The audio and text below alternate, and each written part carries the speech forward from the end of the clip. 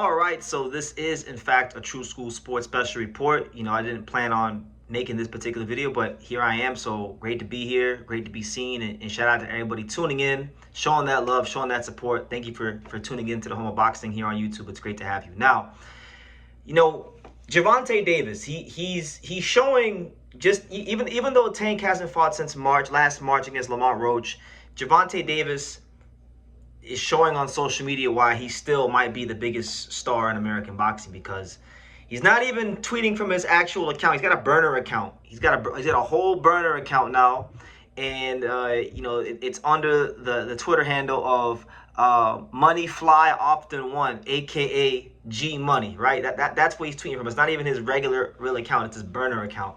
So he's been tweeting whatever it is he feels about just basically everything. And basically, long story short, Devin Haney has been going back and forth with him, and I'll leave you guys the tweets in the description so you can read them for yourself, come to your own conclusion if you haven't already. But Devin Haney, in the middle of responding to him and going back and forth with him, he pretty much said that, and I quote, "I think Gervonta grew some balls. His team has reached out, and we might just end up fighting." Now, this is very interesting because Devin Haney's been having to deal with Shakur Stevenson and all the bullshit that comes with Shakur Stevenson these days. Shakur Stevenson doesn't actually believe in himself and doesn't want to go to 147. He's trying to win these fights before the fight and drag him down to 144, which, by the way, Devin Haney agreed to.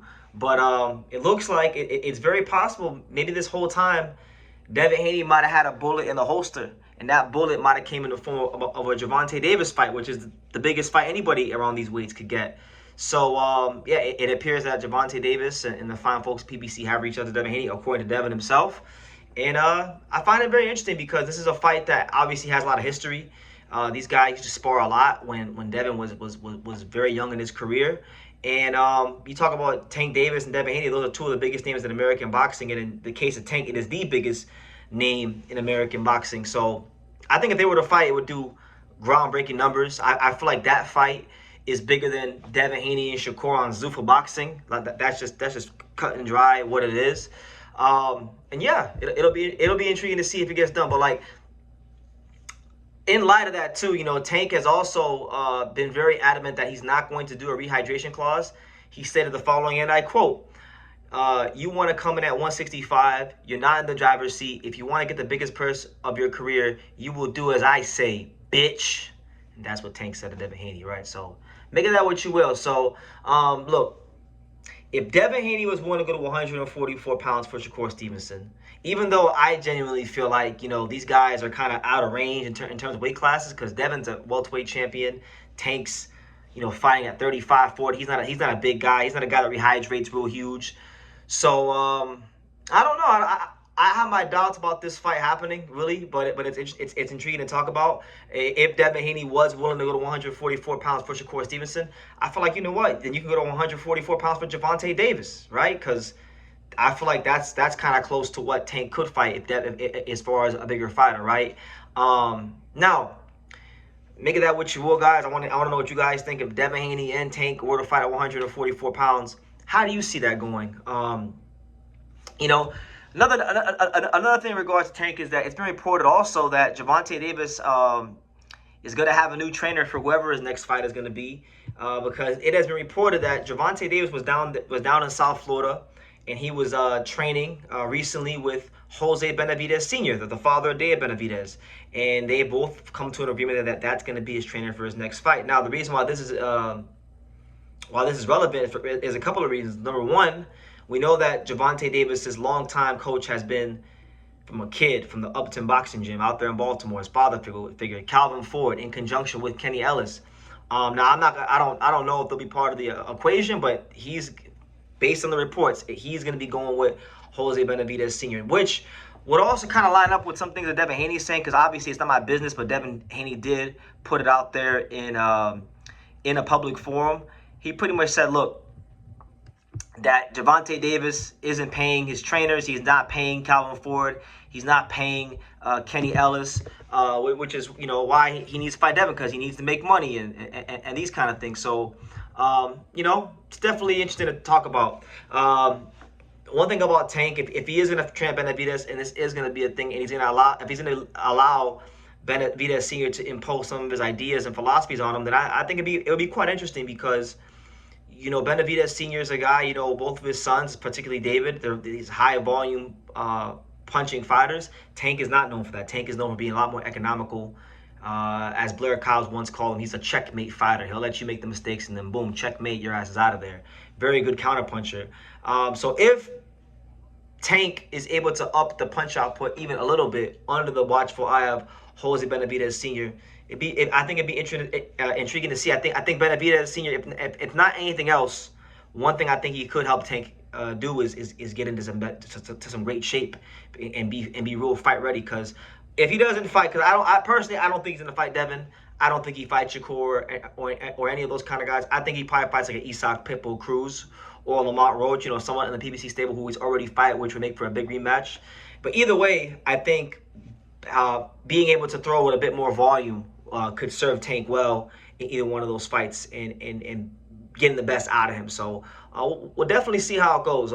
One thing's for sure and two things for certain. Gervonta Davis, when he's active on social media, when he's, you know, like an active part of boxing, you know, the whole fight game, the needle moves. I mean, because you got Richardson Hitchens tweeting up a storm at Tank.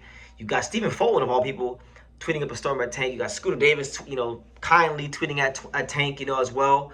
So a lot of big names are starting to talk a lot more just by the mere presence and just Tank being involved in the fight game again. So look, he's got a bunch of legal troubles outside the ring. Who knows if those things interfere with him fighting at the end of this year.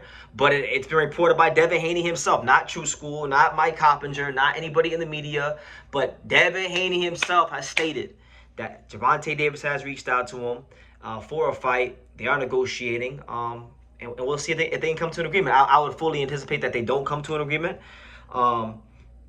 because I just don't think the weight. I think Devin is too far up in weight. Devin, by his own admission on Twitter, is a self-proclaimed fat boy who rehydrates high, you know, in weight. Tank doesn't want to fight him without the rehydration clause. So, you know, it all will come down to is Devin Haney willing to give Tank that concession and that rehydration clause the same way he was willing to do for Shakur Stevenson, right? Because he said 144 pounds was no problem for Shakur Stevenson.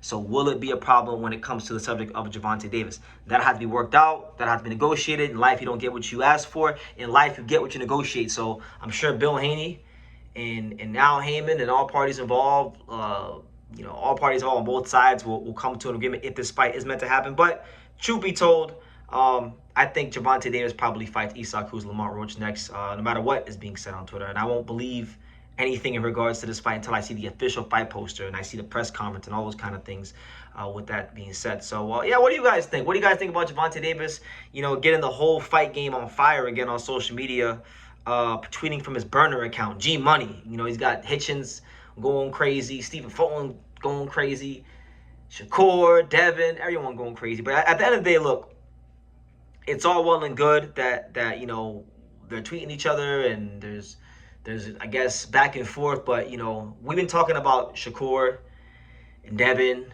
and Tank and just that whole triangle in particular, Shakur, Devin, and Tank. We've been talking about these guys. I remember talking about these potential matches back during the pandemic. So I'm a little tired of it, to be honest with you.